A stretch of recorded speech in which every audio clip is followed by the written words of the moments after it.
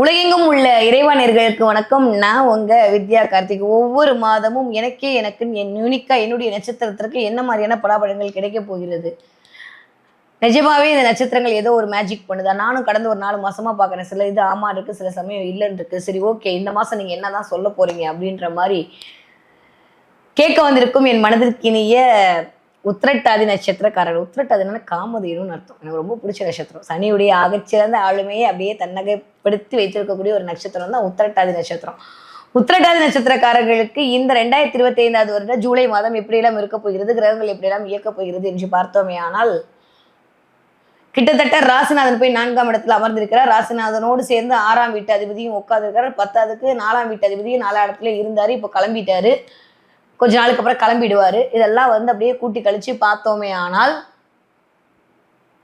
முதல் ஒரு 15 நாட்கள் கொஞ்சம் வீட்டில் எப்போ பார்த்தாலும் நோய், யாருக்காவது உடம்பு முடியல, ஏதோ ஒரு பஞ்சாயத்து, ஏதோ ஒரு சண்டை, இந்த மாதிரியே போகக்கூடிய காலகட்டம்.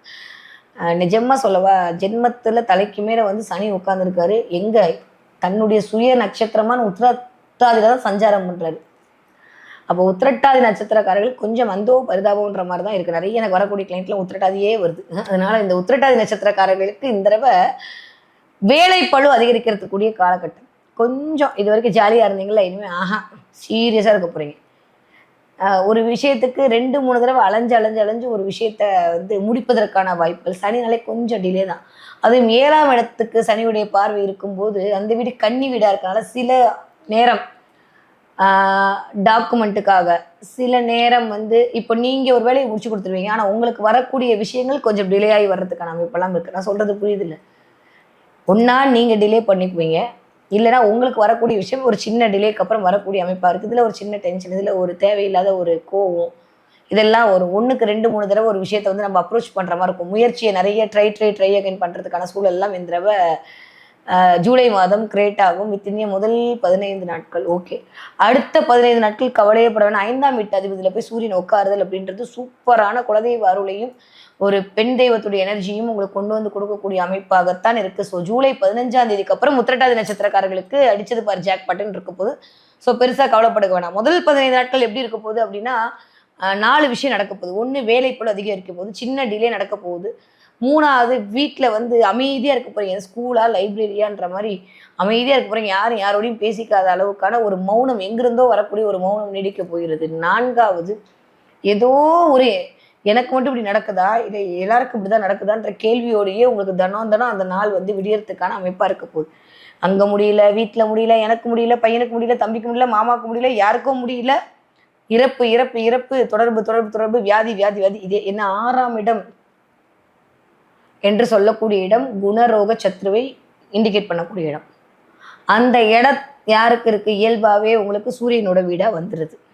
ஓகேவா? அந்த இடத்துல அந்த இடத்து அதிபதி சூரியன். அவர் அப்படியே உங்களுடைய 4ஆம் இடத்துல உட்கார்ந்துருக்கிறார்.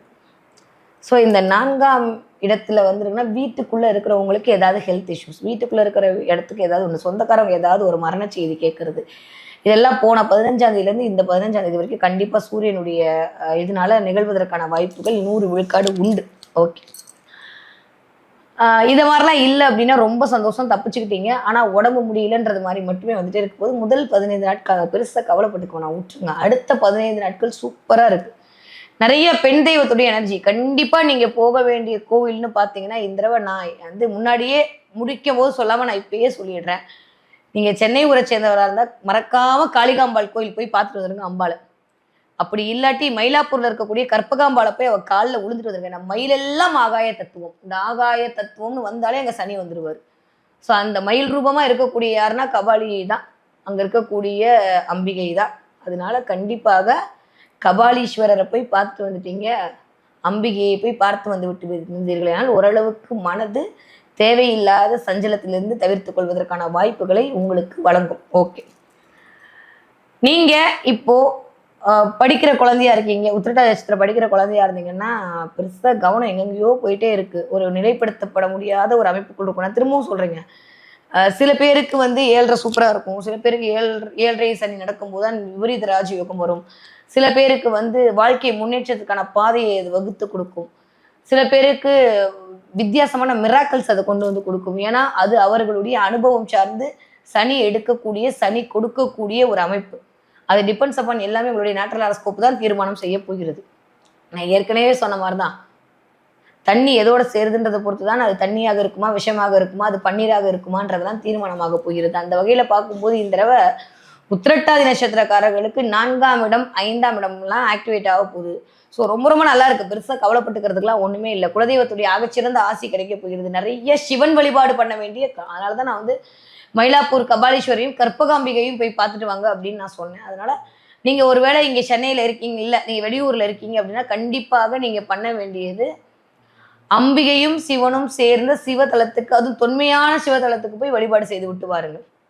முடியும்னா ஒரே ஒரு தடவை சமயபுரம் போய் ஒரு தடவை பார்த்துட்டு வந்துருங்க ஆத்தாவை. சமயபுர ஆத்தாவை நீங்க பார்த்து விட்டு வர வர வர வர உங்களுடைய சமயம் அப்படியே மாறும். எல்லா நேரங்காலமும் மாறி உங்களுக்கான மிகச்சிறந்த யோகமான காலகட்டம் தான் வர ஆரம்பிக்கும். உத்திரட்டாதி நட்சத்திரக்காரர்கள் இப்பொழுதுக்கு சமயபுரம் மாரியம்மன் வழிபாடு உங்களுக்கு மிகச்சிறந்த ஏற்றத்தை தரக்கூடிய வழிபாடாக இருக்கு. ஓகே, எதுல கவனம்? ஹெல்த்ல கவனம், போயிட்டு வர வண்டி வாகனங்கள்ல கவனம். வண்டி திடீர்னு நிற்கிறது, ஆயில் ஊத்துறது, பெட்ரோல் ஊத்துறது, வண்டி சரியில்லாம போறது, சர்வீஸ் பண்றது. 4ஆம் இடம் எல்லாம் வண்டி வாகனம் தான். இல்ல வீடை மாத்தலாமான்னு யோசிக்கிறது, வீட்டுல இருக்கவே பிடிக்காம இருக்கிறது, வீடு சம்மந்தப்பட்ட ஏதோ ஒரு பிரச்சனையை ஃபேஸ் பண்ணிட்டே இருக்கிறது. அதன் மூலமாக அந்த 3ஆம் இடம் தான் வந்து காலபுருஷனுக்கு உங்களுக்கு 4ஆம் வீடா வருது.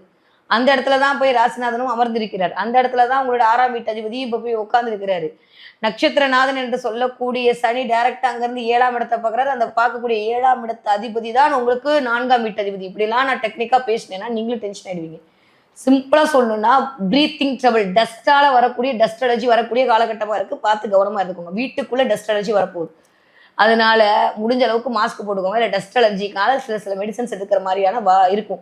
அதுக்கு பண்ண வேண்டிய ஒரே ஒரு நிவாரணம் கேதுவை இந்த பக்கம் இயக்குவது மட்டும்தான். 2ஆம் வீட்டு அதிபதியோட வேற கேது உட்காந்துருக்க. கண்டிப்பா வீட்டில் இருக்கிறவங்களுக்கு சுவாச பிரச்சனை வருவதற்கான வாய்ப்புகளை கொண்டு வந்து கொடுத்தே தீரும். அதனால என்ன பண்ணணும்னா, நல்ல மனமுள்ள சாம்பிராணி, நல்ல மனமுள்ள ஒரு விஷயங்கள் போட்டு, வெண்கடுகு கொஞ்சம், குங்குலிங்கம் கொஞ்சம் போட்டு வீட்டில் சாம்பிராணி போட போட போட போட தேவையில்லாத நெகட்டிவா வரக்கூடிய எல்லா விஷயத்தையும் எடுத்து விட்டு அங்க லட்சுமி கடாட்சம் வர ஆரம்பிச்சிடும். எப்படியோ புகை வரணும், நம்ம நல்ல விதமாக புகையை இயக்குவோமே, அவ்வளவுதான். அதனால புகையெல்லாம் தூமாதேவின்னு சொல்லக்கூடிய கேதுவின் ஆதிக்கத்துக்குள் வந்துவிடும். அதனால கோவிலுக்கு போயிட்டு வர்றது, இல்ல கோவில்களுக்கு சில ஊதுபத்தி பாக்கெட் வாங்கி கொடுக்கறது, சில சாம்பிராணி எல்லாம் வாங்கி கொடுக்கறது, அதன் மூலமாக சில தெய்வீக ஆற்றலை உணரக்கூடிய தருணம் எல்லாம் உத்திரட்டாதி நட்சத்திரக்காரர்களுக்கு அமையக்கூடிய, கட்டாயமா செய்ய வேண்டிய காரணமாக இருக்கிறது. ஓகே, இப்ப நீங்க படிக்கிற உத்திரட்டாதி நட்சத்திரக்காரங்களா தான் கண்டிப்பா சொல்றேன், மனசு தேவையில்லாம வேவரிங்காகவும் சஞ்சலப்படும். சனி வேற வந்து உட்கார்ந்து இருக்கிறாருன்ற போது கொஞ்சம் கவனமாக இருக்க வேண்டிய காலகட்டம். ஓகே, அவரவர் கர்மாவுக்கு தகுந்த மாதிரியான இந்த நேரத்தில் அவரவர்களுக்கான ஒரு கொடுப்பினையும் படிப்பினையும் கண்டிப்பாக சனி கொடுப்பார். டிபெண்ட்ஸ் அப்பான் உங்களுடைய நேச்சுரல் ஹாரோஸ்கோப் தீர்மானம் செய்ய போகிறது.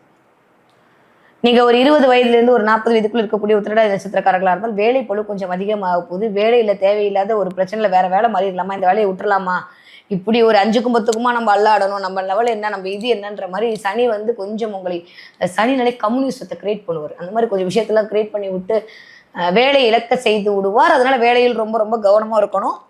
வேற வேலை இருக்கு, உங்களால வேற தொழில் பண்ண முடியும், நீங்க ஜெயிக்க முடியுன்ற நம்பிக்கை உங்களுக்கு இருந்தால் மட்டுமே வேலையை விட்டுட்டு தொழிலுக்கு போங்க. இல்லாட்டி என்னோட கைண்ட்லி அட்வைஸ், நீங்க பேசாம இருங்க. 7:30 முடியும் போது கண்டிப்பாக உங்களுக்கு மிகச்சிறந்த மாற்றத்தை, போகும்போது சனி கொடுத்தால் எவர் தடுப்பார்னு சனி கொடுத்துட்டு தான் போவாரு. நீங்க கவலைப்பட வேண்டிய அவசியமே கிடையாது. ஓகே, 40 வயதுலேருந்து 60 வயதுக்காரர்களாக இருந்தீங்கன்னா நான் மேலே சொன்ன எல்லா பலனும் உங்களுக்கு மட்டும் தான். வீட்டுல குடும்பத்துல வியாதி கவனம், வீட்டுல குடும்பத்துல பேச்சு கவனம், வீட்டுல குடும்பத்துல அந்நிய தலையீடு இல்லாம பாத்துக்கோங்க. வீட்டுல குடும்பத்துல சொந்தக்காரங்களோட தலையீடு எல்லாம் பார்த்துக்கோங்க. உங்களுடைய வண்டி வாகனங்கள் ஏதாவது ஒரு ரிப்பேர் போயிட்டு வரதுக்கான வாய்ப்பு இருக்கு, ரிப்பேர் பண்ணி வச்சுக்கோங்க. தேவையில்லாத விபத்து கண்டத்தை சந்திக்காம பார்த்துக்கோங்க. 6ஆம் அதிபதி போய் 4ல் உட்கார்ந்திருக்கிறார். கொஞ்சம் கவனமாக இருக்க வேண்டிய காலகட்டம் தான். ஓகே, ஏன்னா 7ஆம் அதிபதி என்று சொல்லக்கூடிய அவர் என்னதான் இங்க இருந்தாலுமே அவர் தான் உங்களுக்கு 7ஆம் அதிபதி இந்த பக்கம் இல்லையா. இந்த 7ஆம் அதிபதி இருக்காருல்ல மிஸ்டர் புதன், அவரும் போய் கொஞ்சம் ஸ்ட்ராங்கா இருக்காரு. அதுக்கப்புறம் இந்த 8ஆம் அதிபதி இருக்காருல்ல, யாரெல்லாம் ஸ்ட்ராங்கா இருக்க கூட அவன் தான் ஸ்ட்ராங்கா இருக்கான். அந்த 8ஆம் அதிபதி சுக்கிரன் அவர் வீட்டில் உட்காந்துருக்காரு. 8ஆம் இடம் என்று சொல்லக்கூடிய இடம் திடீர் அதிர்ஷ்டத்தை கொடுத்தாலும் 8ஆம் இடம் என்று சொல்லக்கூடிய இடம் தான் வம்பு வழக்கையும் கொடுக்கும். 8ஆம் இடம் தான் போயிட்டு வரும்போது கொஞ்சம் விபத்து கண்டத்தையும் கொடுக்கும். அதனால இரவு நேர பயணத்தை தவிர்த்து விடுங்கள். சுக்கிரன் நம்ம அப்படி ஆக்டிவேட் பண்ணலாம், காசு வர வச்சுக்கலாம். அதனால இரவு நேரத்தை தவிர்த்து விட்டால் சுக்கிரன் அங்கே இயங்க மாட்டார். அதனால இரவு நேரத்தில் ரொம்ப கவனமாக போயிட்டு வரக்கூடிய ராசியில முதன்மை ராசி மீன ராசி, அதுல முதன்மை நட்சத்திரம் உத்திரட்டாதி நட்சத்திரம். ஓகே, இந்த தடவை நிறைய குதிரை பார்ப்பதற்கான வாய்ப்பு உத்திரட்டாதி நட்சத்திரக்காரர்களுக்கு இருக்கு. பார்த்தீங்கன்னா எனக்கு கமெண்ட்ல சொல்லுங்க. நிறைய பேருக்கு குதிரை பார்ப்பீங்க. நீங்க யூடியூப்ல பார்ப்பீங்களா, நேர்ல பார்ப்பீங்களா, போற இடத்துல பார்ப்பீங்களா, திடீர்னு பார்ப்பீங்களா? வெள்ளை கலர் இல்லாட்டி சாண்டில் கலர் குதிரை பார்ப்பீங்க இந்த தடவை. இல்ல குதிரை ஓடி வர்ற மாதிரி பார்ப்பீங்களா? ஏதோ ஒரு சமிக்கைகள் மூலமாக வாழ்க்கை வேகமாகத்தான் போக போகுது, நீ எதை பத்தியும் கவலைப்படாதுன்ற விஷயத்தை பிரபஞ்சம் உங்களிடம் காட்டுவதற்காக குதிரையை அங்க உங்களுக்கு அனுப்பும். அதே மாதிரியான ஹார்ஸ் பவர் எனர்ஜி தேவைப்படுது. அப்படியே உட்காராத, எந்திரி எந்திரி எந்திரி, ஓடு ஓடு ஓடுன்னு உங்களை இயக்குவதற்காக சமிக்கைகளாக இந்த குதிரை உங்கள் கண்ணில் படும். பட்டா எனக்கு கமெண்ட்ல சொல்லுங்க.